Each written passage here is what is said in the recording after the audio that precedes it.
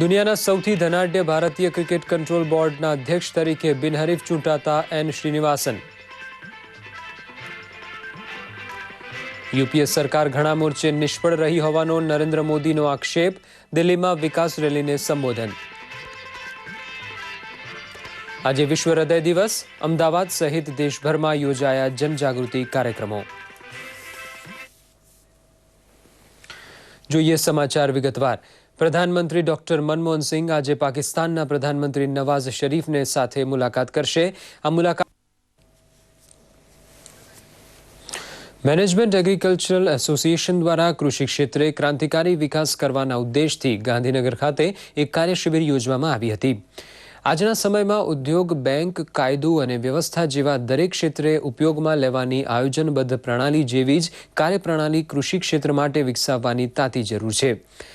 યુવાનો ખેતી છોડીને અન્ય વ્યવસાયમાં જોડાઈ રહ્યા છે, ત્યારે કૃષિ ક્ષેત્રે રોજગારીની વિપુલ તક ઉપલબ્ધ કરીને શહેરીકરણની સમસ્યા સુધારી શકાય છે.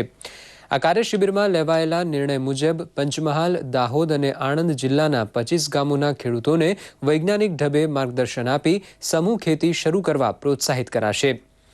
કૃષિ વૈજ્ઞાનિકોએ આ પ્રસંગે વધુ માર્ગદર્શન આપ્યું હતું. સંસ્થાના સ્થાપક ભાવેશ ભટ્ટે કાર્યશિબિરનો ઉદ્દેશ સમજાવ્યો હતો. અને ભારતની અંદર હાઈટેક ટેકનોલોજીનો ઉપયોગ થાય અને યુવાનોને રોજગારી મળે એ હેતુથી અમારા જે આજનો પ્રોગ્રામ છે એ સ્ટાર્ટ કરેલ છે.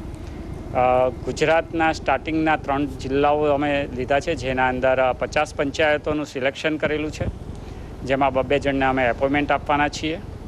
અને એના અંદર એ જે 2 વ્યક્તિઓને એપોઇન્ટમેન્ટ અમે આપીશું એ ઉમેદવારો ગામડાના ખેડૂતો પાસે જઈ ખેડૂતોને કોઓર્ડિનેટ કરશે અને એમની જમીન એક સેક્ટર વાઇઝ ડેવલપમેન્ટ કરવા માટે સમજાવશે.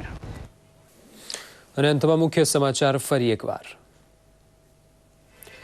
ભારત અને પાકિસ્તાનના પ્રધાનમંત્રીઓ વચ્ચે અમેરિકામાં આજે યોજાશે બેઠક. આતંકવાદ અને કાશ્મીર વિવાદ ચર્ચાના કેન્દ્રમાં. દુનિયાના સૌથી ધનાઢ્ય ભારતીય ક્રિકેટ કંટ્રોલ બોર્ડના અધ્યક્ષ તરીકે બિનહરીફ ચૂંટાતા એન શ્રીનિવાસન.